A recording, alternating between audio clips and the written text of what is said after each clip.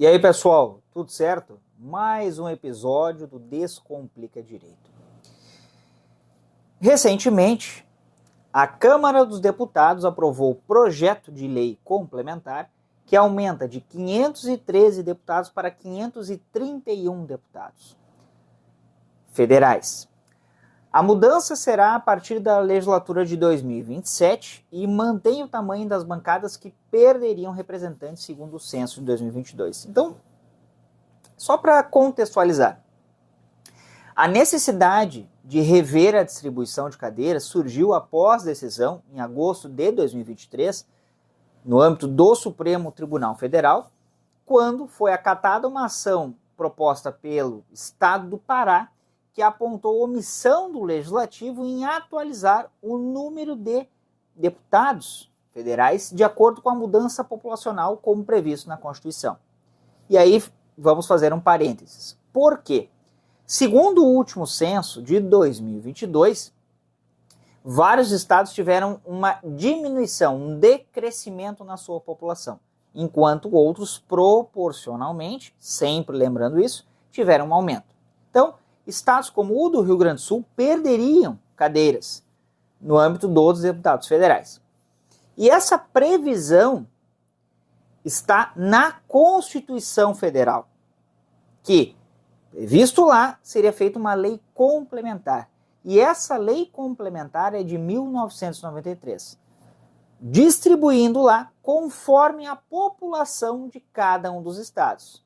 Então, com essa mudança, a partir do censo de 2022, estados como o Pará questionaram no âmbito da Suprema Corte e Corte Constitucional Brasileira. Fecha parênteses.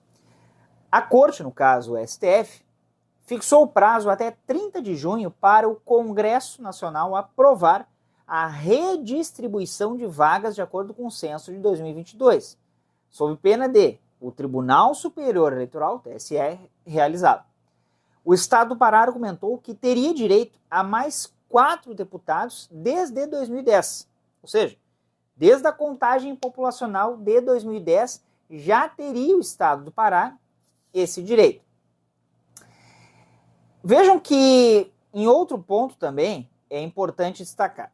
A decisão previa a manutenção dos 513 deputados federais com redistribuição, vejam bem, de 14 cadeiras, conforme o que estabelece a base de lei, ou seja, a lei complementar lá de 93. Com o aumento de vagas constante nessa proposta legislativa, aprovada, os 7 estados que perderiam vagas, agora contarão com outras vagas que deixam na mesma. Ou seja, esse aumento é para suprir a dos estados que perderão. Vejam um ponto. Com o aumento de vagas constante da proposta aprovada, então, esses 7 estados teriam uma redistribuição. E nesse caso, eles continuariam com as mesmas vagas, com um número igual ao que tem hoje, tá? Conforme essa decisão do STF, que tem por base a população, que é o que estabelece a distribuição populacional e proporcional.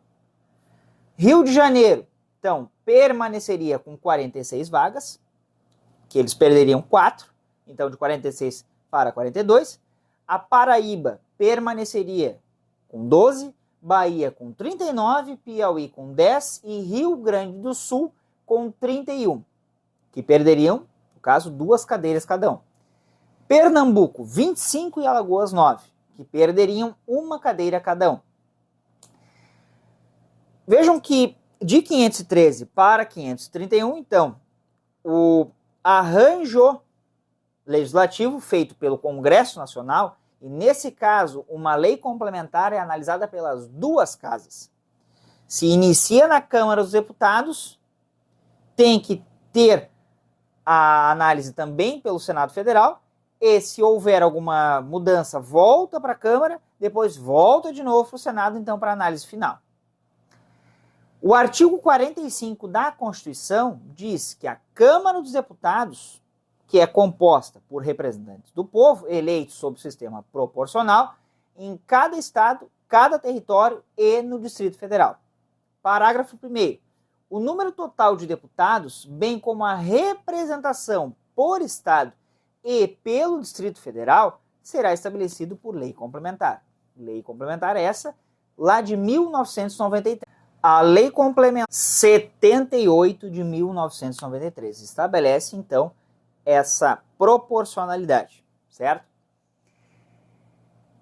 Que é conforme a população, procedendo-se aos ajustes necessários no ano anterior às eleições para que cada uma ou nenhuma daquelas unidades da federação tenha menos de 8 ou mais 70 deputados. E aí remete lá a Lei 78 de 93. Vejam que mais adiante, ainda na Constituição Federal, e esse é o ponto importante. Então vejam, primeiro, essa alteração legislativa tem base constitucional que remete para a lei complementar.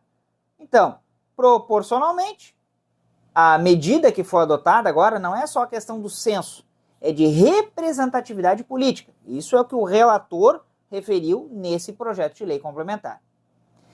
Mas um outro ponto me chamou muita atenção e esse é que eu quero tratar especificamente. Quem é que sanciona um projeto de lei? Quem? Quem é que sanciona? Presidente da República? Presidente do Senado? Presidente da Câmara dos Deputados? Quem é que sanciona? Vejam bem. O artigo 66 da Constituição fala o seguinte: a casa na qual tenha sido concluída a votação enviará o projeto de lei ao presidente da República.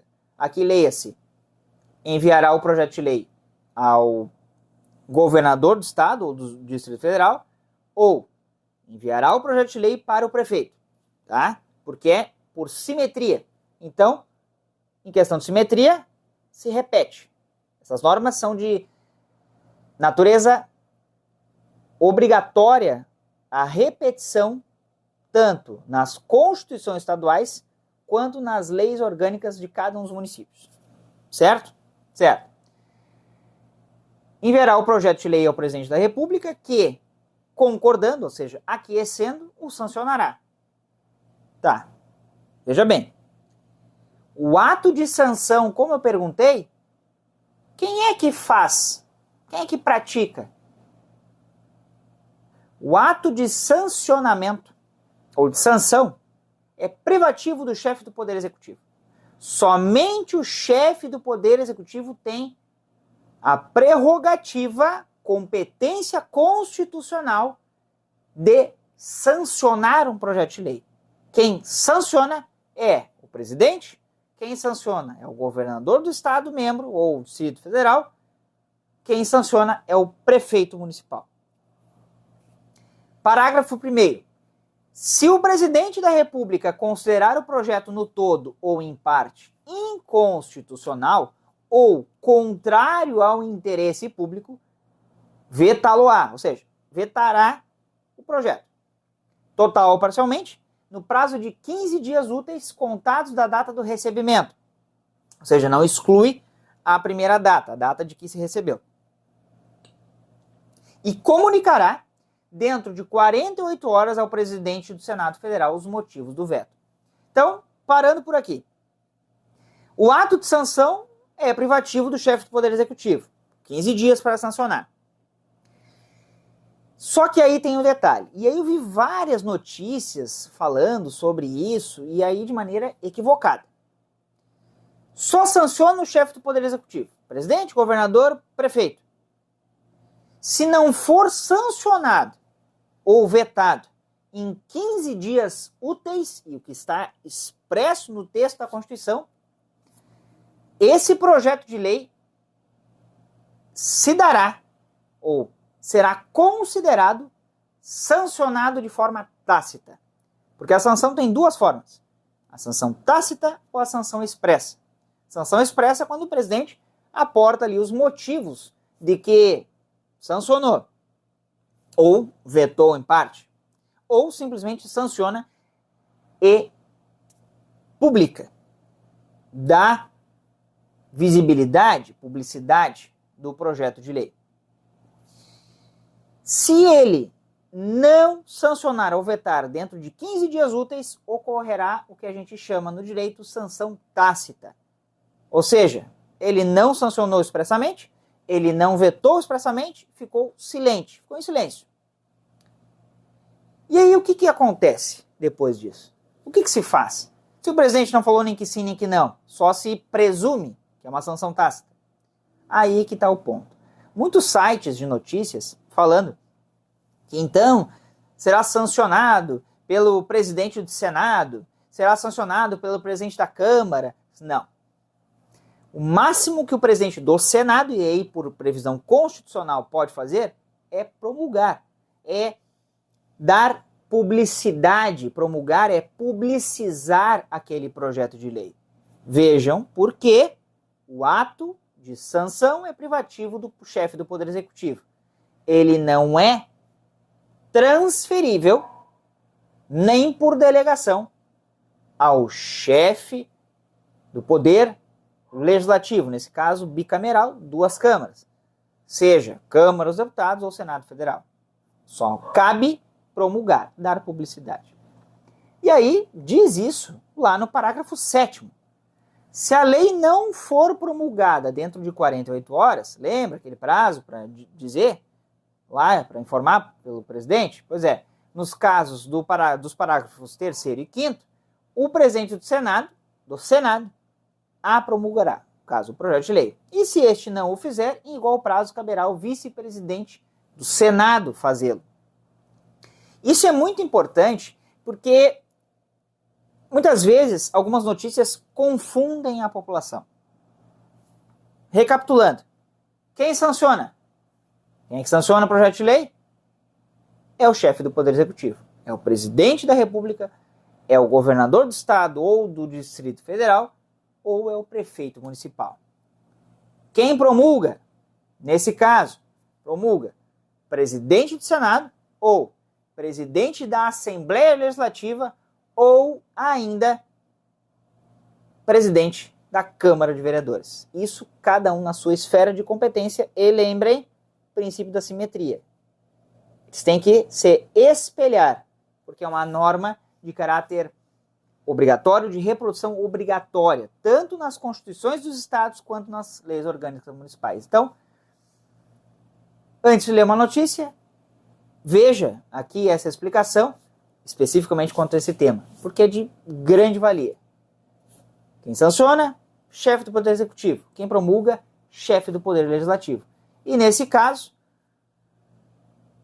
será então, se não for sancionado pelo presidente ou vetado, promulgado pelo chefe do Poder Legislativo, nesse caso, o presidente do Senado.